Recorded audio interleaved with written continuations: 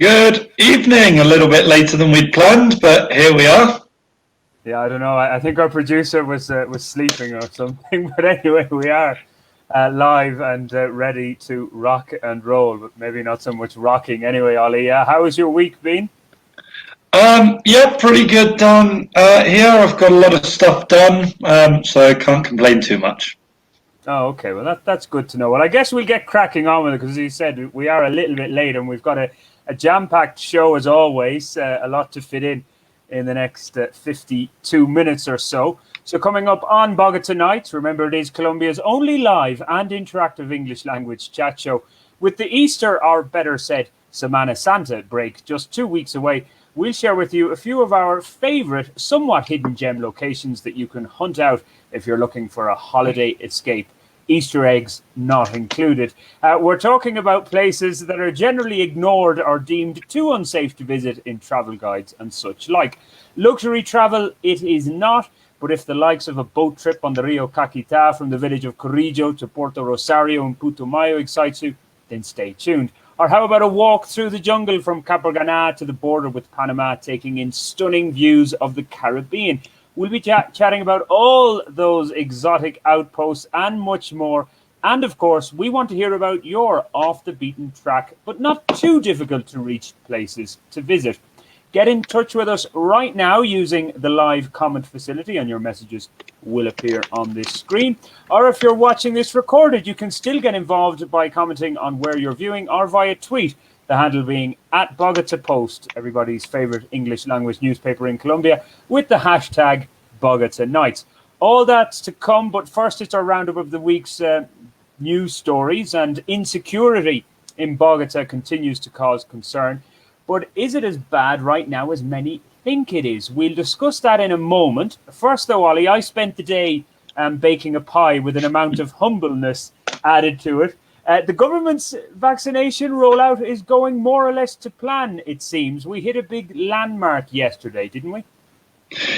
Yeah, very much. I've got to join you there. We all expressed a lot of doubt about the ability of the government to get out. I've forgotten even what their target was by mid-March. But here we are. I think we can confidently say we are in mid-March, and we've just crossed 1 million vaccinations up in Barranquilla. And, credit where it's due. That's better than some much richer countries. So, yeah, things appear to be in motion. Yeah, I think it was just over 1 million by like the 20th or 21st of March. So what, we're on the 18th of March now. So just to get to that 7-figure sum, it looks good. It's we talked about this yesterday. It's only 2% of the population or whatever. But for all the difficulties that it looked like we were having, it's kind of something to, well, if I can say celebrate, but at least it's moving in a positive direction. I mentioned not like the mess that seems to be transpiring in the European Union. Yes, exactly. I mean, there's things to be, there's things to be positive about, and this looks good. Also, a thing that has got a semi amount of notice, but maybe will be of interest to many of our readers, is the fact that there, details haven't been announced yet, but there is the possibility of being able to pay for the vaccine. Which I speculated a long time ago would be the case, and it appears to be sort of in the process of being greenlit. Obviously, it'll depend on supply and things like that, but it does seem that there'll be a way to pay for the vaccine to jump the queue, basically. Which is interesting. You said that hasn't garnered much debate, but if they're going through their stages, their 5-stage rollout. And if somebody, is in the first or second stages and haven't got their vaccine, and then they hear that Ollie Pritchard pays 200,000 pesos or whatever and gets his vaccine, I'm sure there'll be a little bit of controversy over that, potentially in the future.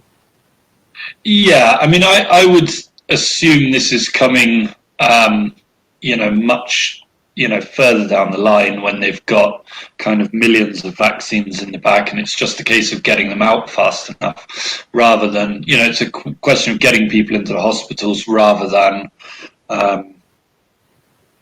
question over actual supply. But like I say, details to follow. Okay. Well, anyway, look, we said we wanted to start with the vaccination and kind of give credit where credit is due. Just a quick one, though, as well, Ollie. It looks like this won't happen, but it's gone to Congress about Ivan Duque and a whole host of other high-profile offices being extended by 2 years. Duque is ruling it out, as well as other high-profile ministers in his cabinet. But it does seem rather odd that it's even gone to Congress to be discussed, extending the period that is well and truly was only, I guess. Come on, Brendan, this is a Latin American tradition. Don't put your European values onto this. It's a well-known Latin American tradition to try and extend the length of your period in power. I mean, I don't know. I don't understand periods in power. Full stop. I don't understand why. For example, Obama or Clinton or George W. Bush or whoever couldn't have stood for a third term. I don't really understand the idea. If the people want you, it seems to me undemocratic to say no, you can't vote for this person. It seems very odd. It also, as you've noted many a time, it gives politicians little reason to be competent. They're going anyway. They can't be re-elected. What's the point of trying to work hard? Yeah, no, I have. In fairness, I mean, term limits is one thing, but going for re-election another. So this is the idea of extending the term limit. Yeah, no. I mean, look, it's been sunk, and to be fair, Duque didn't sort of say that he was supporting it. He didn't say it was his idea. Whether that's true or not, who knows? But yeah, it's a nonsense idea. It would have been one thing to delay by a year, in order to get the pandemic out of the way. That, you could kind of understand. But really, anything more just doesn't make sense. Yeah, okay. Well, anyway, as I mentioned at the top of the show as well, Ollie, security continues to be an issue here in the city.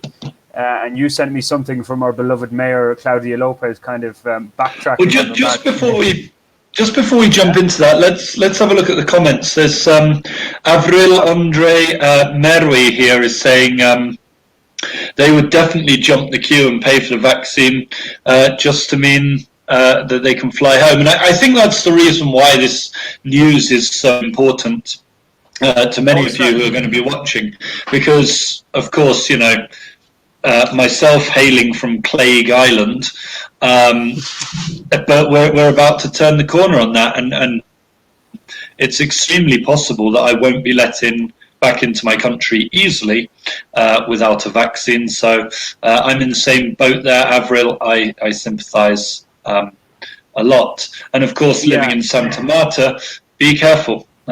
It's quite a heavy blast of the virus right now, I understand, in Santa Marta. Yeah, I don't disagree with Avril on that. Apologies, I didn't see the comment flashing up on my screen here. But that opens up a whole new door, and it'll be another debate for perhaps another day in terms of vaccine passports, because I was just having a chat about that with my own sister who lives in Australia and has desires to get home to Ireland this year. But we shall see, because as my final line on this, COVID is not yellow fever. Anyway, security in Bogotá, Ollie. We had another incident in San Andresito at the weekend, another shooting. So it's making the headlines. It seems pretty bad. And if you talk to people on the ground, the perception seems to be that it's worse now, but the official figures tell a different story. So what exactly is happening? And also, what was Claudia Lopez at today? A bit of remorse for comments that she made last week. Yeah, she's now asking, not just last week, but actually, she's got form for this. She's been going after the Venezuelans a lot. It was nice to see her say today she's asking pardon from the Venezuelan community in Bogotá. She said, I don't do it to create a polemic, nor to stigmatize. Nice to say that, Claudia, but when it's you that's tweeting out things like, this extraordinary claim last week, when she said, oh, these Venezuelans are different. They kill first, they rob second. I mean, that's even before we get on to, as I'm sure you're fond of pointing out as well, Brendan, this, Colombia, Bogotá especially, was not a paradise on earth before the Venezuelans arrived. There are many Venezuelans who are also Colombian. There's many people with shared nationality. And on top of that, there's a lot of Venezuelans that have been in Colombia for decades, a much longer time than the kind of new arrivals that are being blamed for everything. So I think we could all do with toning down the rhetoric, especially as we're now seeing pamphlets go up around the city saying, please don't give aid to Venezuelans, don't give them food, don't give them clothes. I mean, that's quite extraordinary. If for no other reason, Brendan, that if you're worried about somebody potentially being about to rob you, I'd say giving them food so that they don't have as much of a motivation to rob you, actually quite a smart thing to do, even if you are a xenophobe. Yeah, fair enough. And indeed, on another point in that regard, I posted as well on social media that when I saw those pamphlets and flyers going around, saw the news headline about it, I was just thinking I'm partial to the odd bit of street food, Ollie, and I would say the majority of people who give me that street food are Venezuelans. They tend to be the ones, right? Okay, not them all, of course, but I do like my tequeños, which I've said on previous shows, which I guess people would call them deditos or whatever the case of.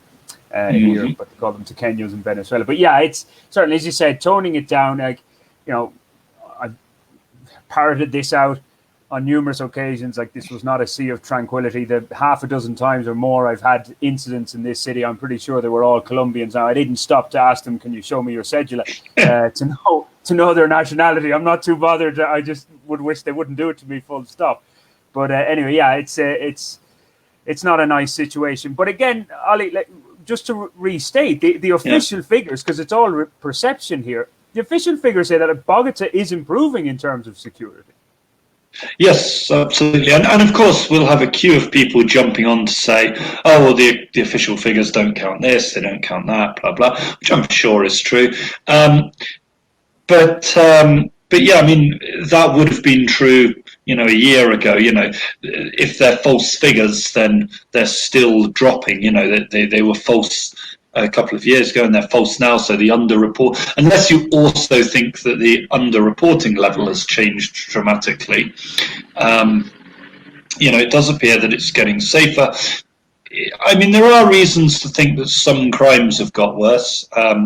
Femicide, domestic abuse, child abuse, those are ones, obviously, that stand out.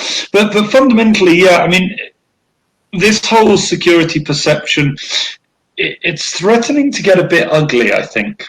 Although, knowing how quickly the Colombian news cycle turns around, maybe we won't be talking about it at all next week. The thing that really worries me, Brendan, is this this discussion over carrying weapons. Not because I think that changing the law will make, whether or not it's constitutional has nothing to do with anything. If certain Colombians want to carry guns, they'll carry guns. That's the end of that. Well, I mean, that's how the policeman on patrol sadly got shot, for exactly that reason. People were just carrying around guns, more or less with impunity. But I think what's interesting here is if it encourages more people to pick up guns, then I think we're going to be in a worrying situation. I can't think of many places in the world that get safer when everyone's wandering about with a gun. Yeah, true. A lot of comments from American conservatives as they're listening in or watching. But yeah, I mean, it's kind of take the law into your own hands in a sense. But so is that actually going through Congress at the moment, that debate? the last I saw, there was a bit of an argument about whether or not it's constitutional, and frankly, I mean, this is all just pissing in the wind, Brendan. I mean, whether it's constitutional or not has nothing to do with anything. It's not legal for you to sit around texting people on WhatsApp when you're driving a car, but when I'm riding my bicycle, I see almost every car driver going down the road doing exactly that. So, whether or not it's legal is neither here nor there. What really matters is it going to take place? As we know, lots of Colombians have access to guns. That could be problematic.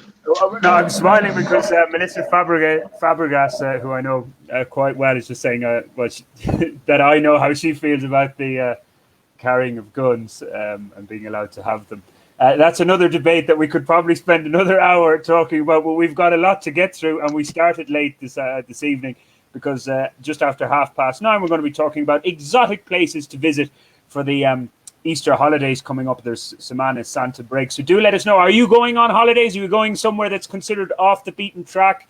Somewhere that's not Medellin, Cartagena, Santa Marta, Taganga, Cali, something different to all of those places? Let us know. We'll be talking about that just after 9:30. Ollie, though, you mentioned femicides, and this rather shocking case of fellow journalist Jeanette Bedoya. This was a case that could have been, and she was probably left for dead in the attack back in 2000, but it's been an ongoing rumbling on debate. Only two of an alleged, half a dozen or more attackers ever served justice, and there's been another twist in this case this week. Yeah, I mean, Jeanette, to give full credit to her, has never gone quiet over that. She's been fighting her case wherever she can, which she's been forced to. I mean, look, first thing to remember here, Brendan, this case shouldn't have to go to the Inter-American Court of Human Rights. This should be done under Colombian justice. The Colombian justice system is attempting to ignore this. Well, actually, I should retract my words there. It's not attempting to ignore it, is ignoring this case. And that's one of the big problems here. Like, Jeanette Bedoya has been found by an international court to have a decent case against the Colombian state. But the Colombian state response is pretty predictable. It just simply says, well, you don't have an army, so we're going to ignore your verdict. And I think that's really sad, because this is an opportunity for Colombia to step forward and say, yes, we're going to take our responsibilities seriously. What type of message does this send out to women who want to report a rape, who want to report a sexual assault, who are trying to push their victims through an often very sexist, very patriarchal justice system? So, yeah, it's not a good look, is it? And actually, I'd go further. I'd say countries like Canada, the United States, the European Union, etc. They've got an opportunity to say, yeah, you know what, we're not going to import Colombian coffee until you sort out things like this. They won't, because they don't actually care about human rights. They love to talk about it. They'll issue a strongly worded statement. I'm sure plenty of ambassadors have been saying, oh, well, this really isn't on. I mean, we're still going to buy your oil and your coffee and your flowers and all that sort of thing. But, this really isn't on, and you should do something about this. And that's where it'll get left. And, fair play to Jeanette Bedoya for standing up, for speaking out, for not going away. But ultimately, it sadly feels like it's all going to be in vain.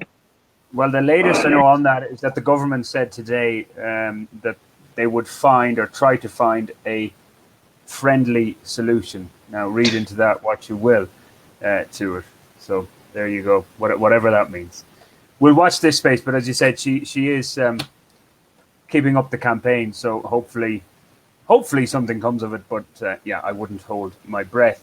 But Richard's has sent us in a comment about the constitutionality of carrying a gun or not. It's not in the Constitution, apparently, but of course, maybe you could say it impinges on one's rights not or to have a gun, one way or the other. I guess it depends how you read it. I'm sure lawyers are going through that right now. Just quickly on sport, though, Ollie, and we don't always mention women's sport, and that's not because we are machistas here or whatever. It's just there hasn't been much happening, especially from women's football perspective. But a good news story: America de Cali into the Copa Libertadores final. They beat Corinthians, last year's champions, on penalties yesterday, and they're now through to the final, which they will play another Brazilian outfit, Ferroviaria, if I'm pronouncing that name correctly, on Sunday.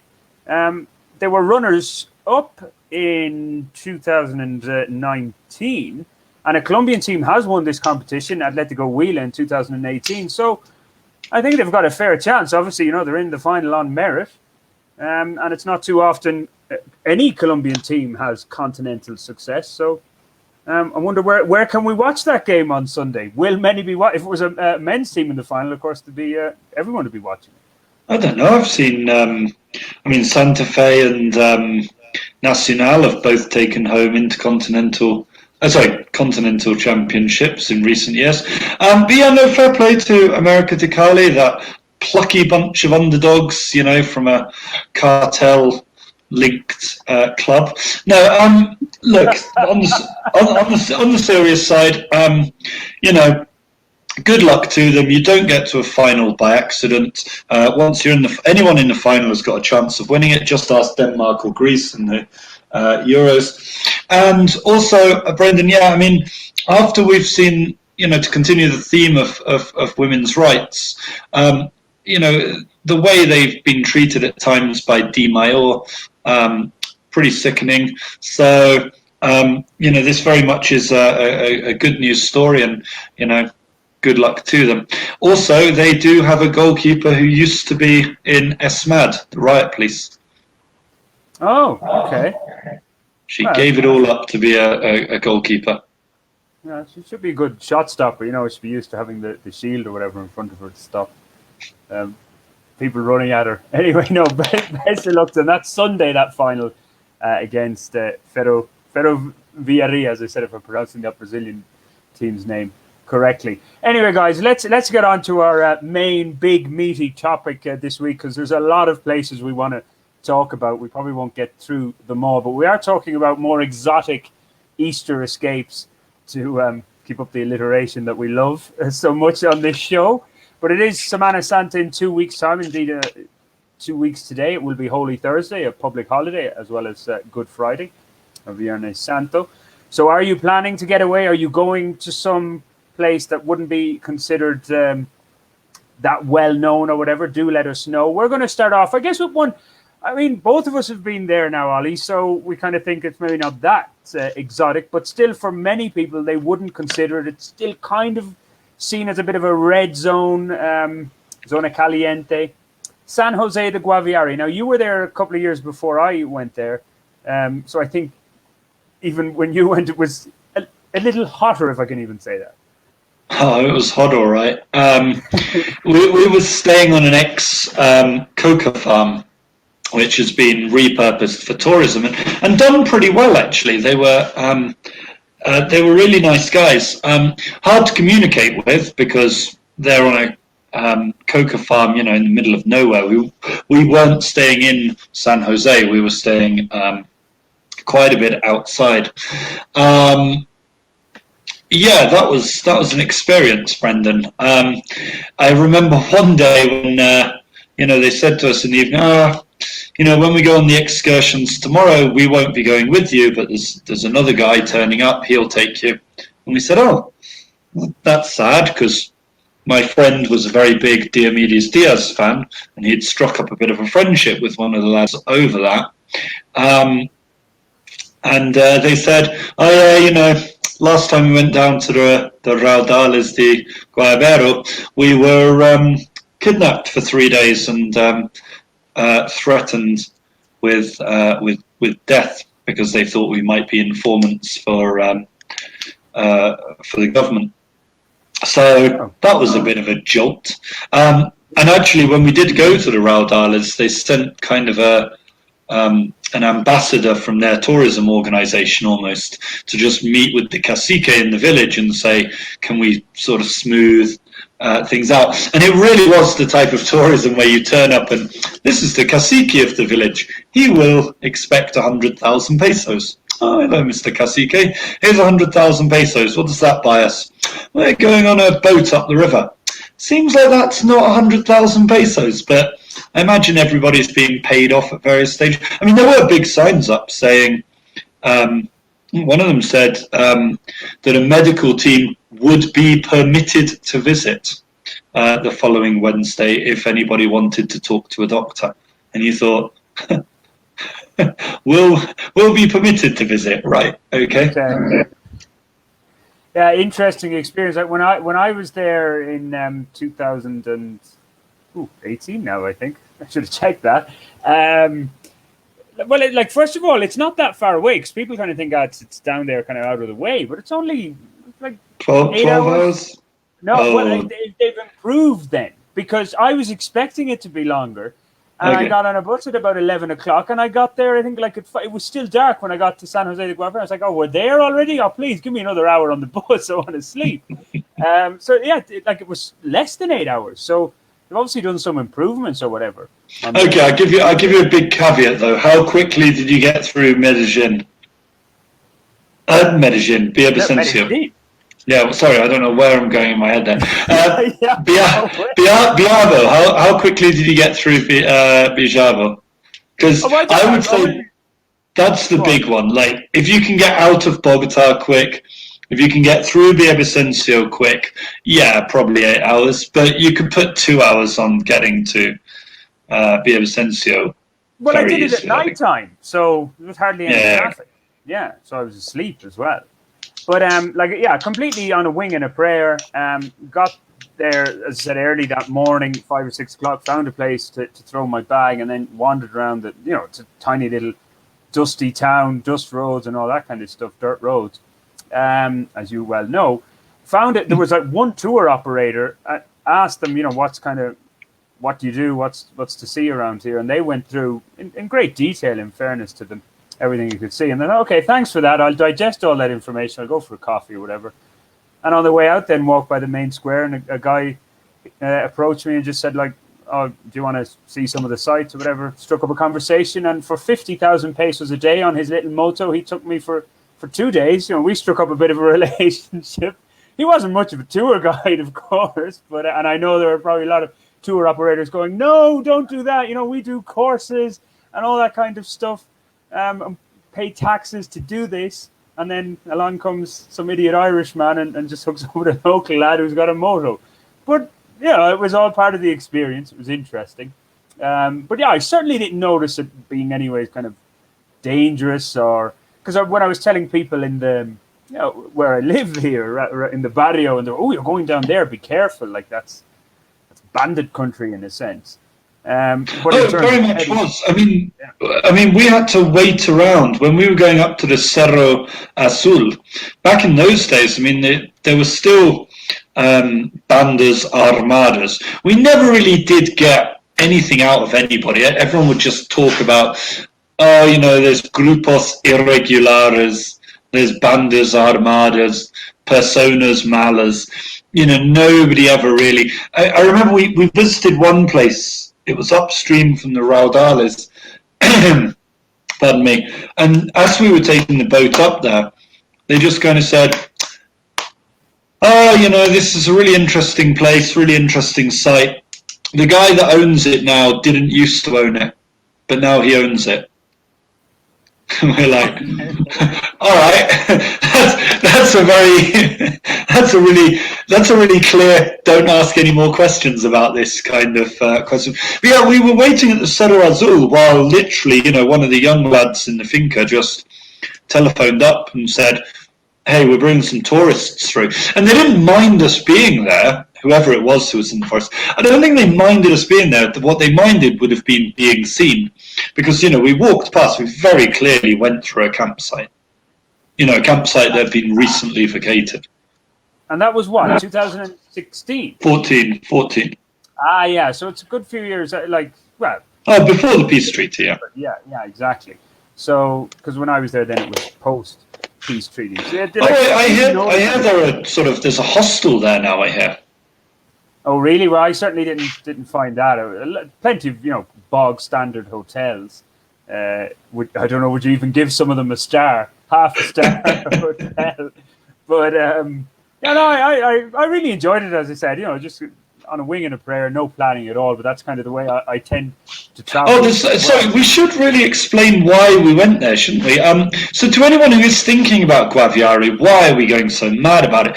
There's so much going on. I mean, the real key thing is these incredible rock paintings that you can see. I'm sure if you search online, pinturas rupestres, you'll see them everywhere. They're absolutely incredible, stunning, and just beautiful walks to get there through rainforest. You're on the edge of the Llanos, you're starting into the Amazon jungle. There's an enormous kind of rock formation that looks like an entire city. It's got caverns and caves. That's fantastic as well. They've got rivers of many colors. Yeah, I was just going to say that. In the right season. When I went there, it was kind of dry season, so there was no water in the river practically. But in the right season, you will have a version of Caño Cristales there. Yep. And easier to get to. And there's something else. Even just mucking about in rivers, there's kind of birds everywhere. Yeah, fantastic. The first night I was out there, I went for 1 or 2 beers, surprisingly enough. And on the way home, then I noticed a group of people were out looking, no street lights or anything. It's like, well, what's happening here? There was a little baby anteater on the street, and they were like wondering how it got around there. So I don't know I don't think it was that common of an occurrence because it seemed to pique the interest of all the people there. But you see those kind of things. Yeah, and as I said, like not really that far away. They said 8 hours when I went at night time. I guess people, if they have their own transport or whatever, or by public transport, might want to go during the day just to see the landscape along the way. That's I guess one benefit when you go. It's a really nice little rolling sort of way, isn't it? Yeah, of course. Well, look, if we go further east, Ali, to another place that both of us have visited, and the department, one of the departments that borders Venezuela, Arauca. Tame specifically is where I was. I think you had a little bit more of a tour around the department itself. I just went to Tame. We just went to Tame, yeah. Okay. Yeah, again, now, if you're going by land, how long would it take? 14 hours more? Yeah, easily, yeah. Because I put my hand up. You'd want to break it up going through, I don't know, Sogamoso or Chaparral, I think. Okay. Because I was invited on behalf of the government of Arauca to the Tame Fair. I'll throw that out there. 2017, they had a festival in Tame, which was actually coincided with St. Patrick's Day. It was the same weekend on the 17th. It was about this time 4 years ago I was there. But of course, the thing is, I'm a very independent traveler. And just to let people know, I did write about San Jose de Guaviare. It was called the Independent Traveler's Guide of sorts to Guaviare, so you can check that out if you want. But in terms of Tame, like all my moments were basically planned by the government. So they put me up on the plane, and I was with 2 other. They weren't travelers; they were festival organizers. So everything was planned for us. I mean, I really enjoyed it. It was a nice little break, but I didn't get to kind of do my own things that I would normally like to do. So you probably have a better idea in terms of just rocking up there as an independent. Well, we tried our best. The weirdest thing about Tame is, what's in your head when you think of Tame? What's in your head when you think of Arauca, Brendan? Well, flatlands. Llanos, yeah. You're thinking of like anteaters and all this sort of thing. But the Tame sort of tourist information thing at the bus station just has pictures of mountains. Because in their head, they very much have, a third of Cocuy. And I'd always think Cocuy, that's definitely Boyacá, but it's not. It also has bits in Santander and bits in Arauca. And Arauca definitely thinks that's the big draw. That's why people go to Arauca, to look at snow and mountains, which blew our minds. But we just couldn't get any tourist information. We ended up going to the river to watch other people have sancocho. It's a very pleasant little sort of Sunday afternoon by the river, but we were pretty quickly back into Casanare. I really would love to go back and sort of see some of the national parks around there, but they definitely looked. We tried going into one of the national parks, and it didn't look safe at all. I mean, we passed a couple of houses and we thought, okay, why is there a house in a national park sort of thing? And these don't look like the sort of people we want coming up the trail behind us, so we might just head back here. And when we talked to the taxi driver who took us out to the river, did say, to be fair, he was like, yeah, you probably want to go there with a gun. So... Here we go. Guns are the theme on this show. Melissa will be writing in and saying, there you go now, Ollie, you need to carry your gun around here. But just to say, I did get the cowboy experience, though, in fairness, for that festival, because obviously it was their, like, the town's big festival, and there were what you call that? I forget the name where they cabalgada. Oh, no, the colao. The colao, yeah, where they have to catch the tail of the cow or the bull running, lads on horseback. So yeah, that wouldn't be everybody's cup of tea. Obviously, cruelty to animals, but you know, that's cowboy country. That's what you're going to get. But yeah, an interesting place. I'll say that much. Now let's go to kind of different places that let's go to the comments quickly. It's interesting. Pesach. I genuinely don't know what that is. It sounds almost... I think it's something Alexandra's referring to the game. I thought maybe she means that the game, the final is on the 27th. Now, my research, I thought it's this Sunday. I was going by Wikipedia. They said the final is on the 21st. I'm not sure. We'll double check that. But yeah, then she's writing about, how much foreigners know about this country. But in fairness, Alexandra, I will say, like, I'm from Ireland. The island of Ireland is the size of Meta. Area-wise, and I've never been to our southernmost city, Cork City. I've never been there because I've had no reason to go there. Whereas if a Colombian visits Ireland, you know, they'll visit all the hotspots, and Cork City would more than likely be one of them.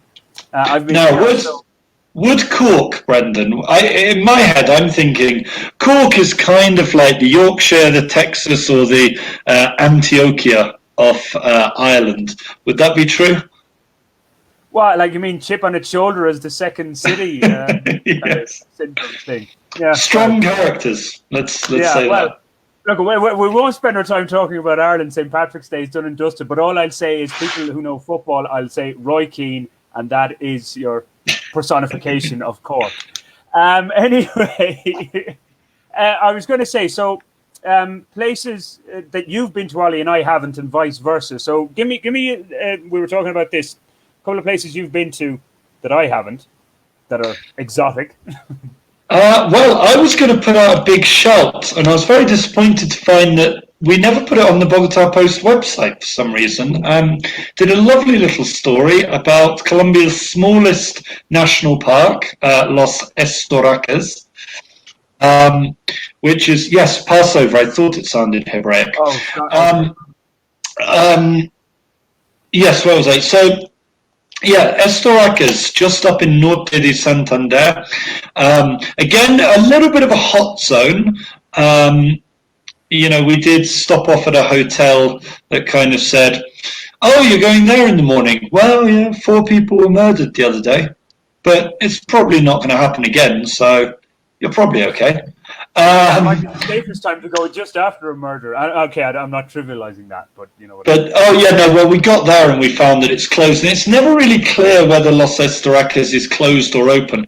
If it's closed, I'm certainly not going to advise that you simply hop over the little apology for a fence. Basically, if it's closed, it means that there's a landlord trying to get money out of a national park through extra legal means, basically. So don't worry about jumping over the fence. That's fine.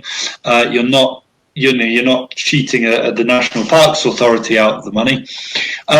We went and had a lovely little morning just wandering around. It's these wonderful kind of rock sculptures from when Colombia used to be underwater.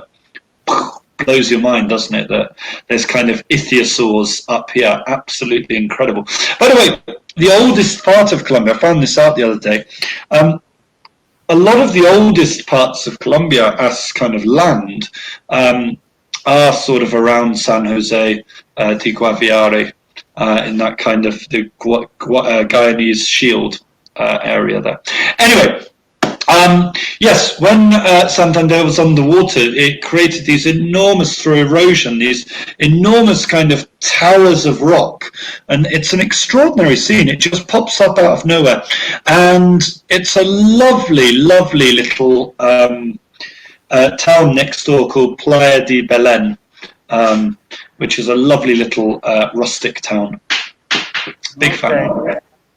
Well, I'm going to kind of knock off a few places in one go here. It's the more we're talking about exotic locations. Now, you'd need at least a week to do this, but a back way to get to Mocoa, the capital of Putumayo, of course, which had a tragedy there only a couple of years ago. After I'd been there, actually, I must say it was a couple of months after I'd been there, the landslide.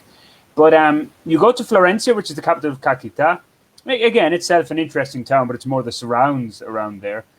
And again, all these places come with a health warning of sorts. I think it's obviously good that you have decent enough Spanish, because you won't find too many people speaking English or much information in English.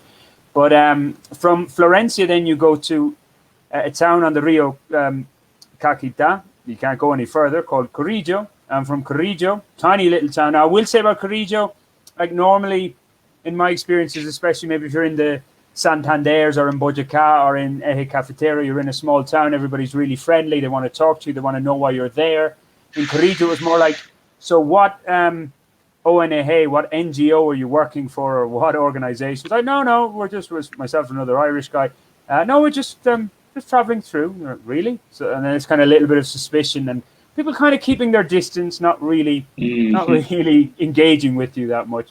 We had a night in Corrillo, then Corrillo, up the Rio Caquetá to Puerto Rosario, which is in Putumayo. Puerto Rosario, then to, I have it written down here, to Puerto Guzman is another little town. Of course. Puerto Guzman is next to Villagarcon, and on to Mocoa. That's how we got to Mocoa. Staying a night in each of those places. Again, so like on the Rio Caquetá, on a really wide river, it's impressive. On a speedboat, it took about an hour and a half. They do their little stop-offs. Where they go along the way. But an interesting way to go. I mean, people might ask, but what's there to do and see? And but it's more for me in these cases anyway. It's just the journey going there and getting to your destination. And it's impressive. I mean, of course, it's beautiful nature. It's, as you said earlier, it's on the doorstep to the Amazon, really.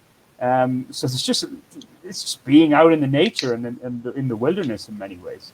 And just beware of the mosquitoes, of course. They tend to love. Well, while we're on Caquetá, one of the things that the peace deal has brought is ex-FARC tourism. And there's a lovely little project in San Vicente del Caguán, in Caquetá. So it's quite away from Florencia, up sort of north of where you were talking about, going back towards Meta. And there's a project there where you can go rafting with ex-FARC members who have retrained. Not really retrained as rafters. I mean, they were already very competent at rafting, I understand, but retrained as tourist guides. Really sort of nice thing to do. And part of the experience is staying in one of the little FARC zones, the transitional areas that still exist. And there's even a little museum to the FARC. So a really interesting experience, and I would say some of the most spectacular rainforest I've seen in my time in Colombia. Okay, was that whitewater rafting, by the way, you did? No, certainly, yeah. Whitewater rafting is available there. We didn't do that because they'd been out with another group the day before, and the same group were going to a sort of calmer section of river today, so we were in for that. You see, I'm a little bit reluctant, just when we're talking about that, to do whitewater rafting again. I did it in Sangil on the Rio Suarez with a Dutch friend of mine a few years ago. And the guys who were running the show were smoking marijuana on the way and during this whitewater. And it got pretty rough at times. It just seemed that their whole raison d'etre was to make sure everybody fell out of the boat at some stage. So Yeah, and not being the best swimmer in the world. Of course, you have your life jacket and all that kind of stuff, so you can't really drown unless you bang your head or something unfortunate happens. But yeah, I was kind of, yeah. Well, I was glad when it was over, to be honest, because like after about the fifth time I fell in the water, and there was one stage, I had to wait for about 10 minutes to catch up to the boat. I was like, okay, I'll be happy when this is over. And these guys just smoking away, smoking dope. But anyway, there you go. That's an aside. I want to mention though, going to there's a couple of coastal places, if I can quickly run through them. I know we've got like 8 minutes. But Softmara, we get an extra minute or two because we were late starting, and it wasn't our fault. That's our producer, Softmara. He probably won't understand anything. Anyway, Bahia Solano in Chocó. And I think a lot of people probably just take the flying route there. You get a flight from Medellin, I think, into Bahia Solano. I went again a little bit more of an adventurous route a few years ago into Buenaventura. In Buenaventura, then I took a cargo boat, a small cargo ship that was bringing, it was like Noah's Ark. It had two of everything on. There was even a Jeep on it and stocked up with plenty of beer and everything. It took about 36 hours on this boat to get from Buenaventura up to Chocó. We docked in New Quay for a while. And that's when I was really impressed with the tides that side on the Pacific coast. Where we docked, we got there like at 5 a.m. in the morning. We dive, it's all surrounded by water. We had to get out on a little boat to bring us to New Quay. And then they said, be back here around 2 p.m. or something. Walk back at 2 p.m. and you could walk out to the boat was just sitting in sand. You could walk out to the boat. Yeah, like the tides, massive span or whatever you call it. I'm not a marine master in that. I'd also, big shout out for New Quay itself as an alternative to Bahia Solano. A little bit more difficult to get to, but absolutely abandoned and lovely. Well, yeah, because we were just on our way up to Bahia Solano, so yeah, I guess there's no airport in New Quay, so that might be how you'd go to Buenaventura. How did you go there? Plane to Medellin, plane to New Quay. Okay. And then, Bahia Solano itself, again, like it's a coastal little town on the Pacific, beautiful, surrounded by rainforest, little hills that you can wander up and get a beautiful. But you've been to the Caribbean Chocó as well, haven't you? That most Colombians think doesn't exist. Well, yes, that's it. Capurganá and Sapzuro. Actually, like kind of one of my earliest adventures, just to let people know how bad my Spanish was back then. So I get to Capurganá from Turbo. I had an interesting few days in Turbo. Not exactly a tourist hotspot. I wrote a story about it years ago called Turbo Living. Not for the faint-hearted, I'll say that much. But from Turbo, you take a speedboat, which, again, to be honest, not the most pleasant experience in my life. I really thought that we were going to fall out of that speedboat. It's a very bumpy ride.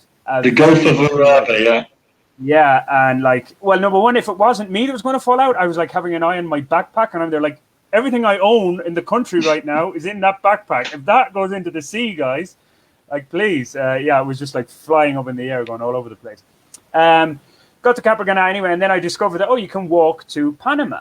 So I asked in Capurganá, how do I do that? And the woman in the hotel I was staying in, well, you just need your cedula. Of course, I had no idea what a cedula was. I heard cellular, and I did have a flechita, a little basic mobile phone. I was like, well, this is weird, but it's Latin America. They have strange rules. I'll just have to show my cell phone at the border, and I'll walk in. So beautiful walk from Capurganá to Sapzuro, maybe about 30 minutes through the jungle.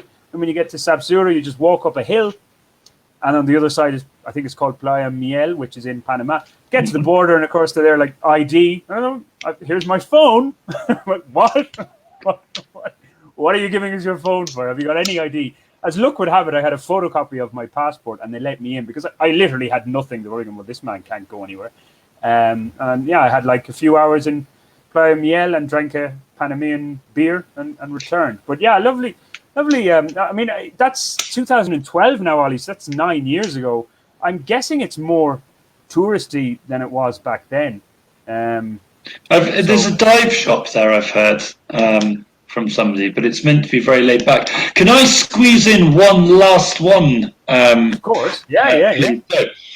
Back down to the Llanos in Casanare, and you want to take a bus all the way to Puerto Gaitán. sleep overnight, take an early morning boat, and it will take you to a little place called Arauca. And that's a wonderful little Janeiro town. I mean, it's really, or you could get an enormously long bus from Chaparral, I guess. Arauca is fantastic. It's got a caiman sanctuary. If you've seen the little caiman and you're not impressed, you can go there and see kind of 3-meter long caiman. They are the real deal. And I think Orinoco crocodiles as well, if I remember rightly. There's some great sort of caiman viewing. They'll take you around the kind of area so you can see wild ones as well as the ones they've rescued. Wonderful little project, loads going on. Fully recommended Arauca. Okay, well, quick question, Ali. From Puerto Lopez to Puerto... what's the other one? Guzman. What did you call it? Guzman? No, Puerto. Gaitan. Gaitan. I don't know what Guzman is in my head. How far? What's the distance there? Because I'm actually planning to be in Puerto Lopez. Not much. I mean, that would be a couple of hours, I think, on a car. Okay. Oh, and Richard Stoll is saying that Arauca was a penal colony 100 years ago. Doesn't have that vibe now. I would say that much. That's when we were sending Ollie out there, but unfortunately he came back to Bogotá, Richard. And well, I was there with an Australian, so I guess it will make sense. He was well used to the place. Yeah, he's probably like like a pig rolling around in the muck over there. Yeah, but, there's another one. Sorry. Yes. Okay. Let's throw that one in very quickly. Pigs. Yes, you can go out to the San Bernardo Islands. That's a really good alternative costeño adventure. It's not that alternative for Colombians. It's very much on the local tourist trail, but there's not very much foreign tourism there. An island called Mucura. That's a real Caribbean paradise. It's kind of got a big resort hotel thing that was built for drug dealers, really, and now it's just a weird little island running off of solar power. Excellent place to go. Okay. Fly to Monterrey, boat to the coast. Okay, and I'll give another one. Again, it's actually close enough to Bogotá, maybe a 4-hour bus journey, but there was a girl I was trying to hook up with, and she was from a town called Chaparral in Tolima. Oh, cool. Yeah, I just thought, so it's a little village. There's not an awful lot, again, going on there, but it's apparently... It has a lot of links to the FARC and the guerrilla movement. It's kind of seen around that area where it all developed and started off back in the late 50s, 60s. So, just an interesting town. Nice to hang around. So if you're looking for an alternative to the real, and this was the whole point of tonight's show, alternatives to the real popular places, Chaparral, I'd give it a go. Isn't there a river there, Rio Blanco, something like that? Well, not in the town itself, from my recollection. Yeah. Well, yeah, like not going through it. Because obviously there is another town, I'll give it a quick mention, La Dorada. Again, it's an oven. It's ridiculously hot. But it's on the Rio Magdalena, right on the border with Cundinamarca and... give me the name of the department that La Dorada is in. Caldas, yes. Caldas, yeah, there we go. Well, actually, if we're in that neck of the woods, let's give a shout out to Onda, a rather wonderful museum of the Magdalena. I mean, it's not going to occupy you for more than a couple of hours, but it's very well put together. And of course, you're on the Magdalena, and you cannot believe that Onda was a kind of staging post for bringing stuff into Bogotá. You just cannot believe it when you're in that tiny river. But yeah, no, a wonderful place, and again, Onda, stupendously hot. Yeah, like these places are ovens completely. But yeah, so look at guys, we've only touched on a few places, an awful lot more. We could have about 20 episodes talking about all the places that we'd like to visit. But I think, look, it's gone past my bedtime. We are meant to finish at 10 o'clock. We were late starting, which was not our fault this week. Sometimes it is our fault, but our producer... Richard Stoller is insulting us. He's calling us Mariquitas. What's all that about? What have we done to upset him? Yeah, Mariquita. Funnily enough, actually, my landlady's son lives in Mariquita, although he's here in Bogotá right now and shivering in bed at the moment because it's so cold here. But yeah, Mariquita is another town. And also, when we're on about towns that I like the name of, Pitalito. Pitalito, which I've been to as That's well. a god-awful hole, isn't it? Oh, yeah, there's not much to there. We passed through on the way down to Chocó. God almighty. Oh, okay. Well, because now we're going to wrap. There's another couple because our producer giving us like 5 minutes more, yeah. Or whatever. Well, yeah, if we're going by the live time here, we've got 5 minutes. Pitalito, because that was on my way back from Macoa, and then I went up Pitalito. But there's another town, I think it's just called Garzon. And again, there's not much happening there, but it was the only town, like small town in Colombia, where I've seen them have rugby training. They were training, having a rugby session. I was like, this is weird. That's bizarre. Yeah, and then they had a team there. I was like amazed. It's like it's I'd expect it in the bigger cities where you'd have maybe a bit of an expat community, but there were all locals playing. And unfortunately, I was leaving because I had a bus in 2 hours, so I kind of couldn't really get down and dirty. But I was tempted to go and play. But anyway, Ali, we've got a comment in there from our South African friend. I'm assuming she's South African because she wants to get back to South Africa. Avril, do you see that? Yeah. Read that? And I will say to you now, Avril, I'll give you a better thing than a list. There's an article on the Bogotá Post today, which kind of rounds up most of these places and gives you links to the articles we've written previously about those places. So you can follow those links on the Bogotá Post website and you'll find all of them. Also, when we finish the podcast, the live cast, I'll put a link through to that article for you on the thing. Yeah, well, and all the places I visited, I do have stories on my blog as well, so you can search Wrong Way Corrigan, the blog, and you'll find them if you just put in the names. I need the hits as well. But, Avril, you're talking about Macura next to Punto Faro. Yeah, it's Convenios really is where you get the boat from, and you go past that tiny little island that's the most densely populated place on Earth. Okay. I've forgotten its name. It's really nothing to.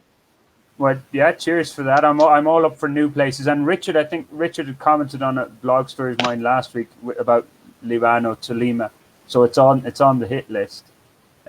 So I'm going to check that one out as well. I think, as people know, kind of the way I love to just roll up into little towns. There doesn't really have to be much happening there. Just as long as there's a trail to walk on, a mountain to walk up, or whatever, I'm happy. Or a trail in the jungle to walk along. There doesn't need to be a massive, well-known.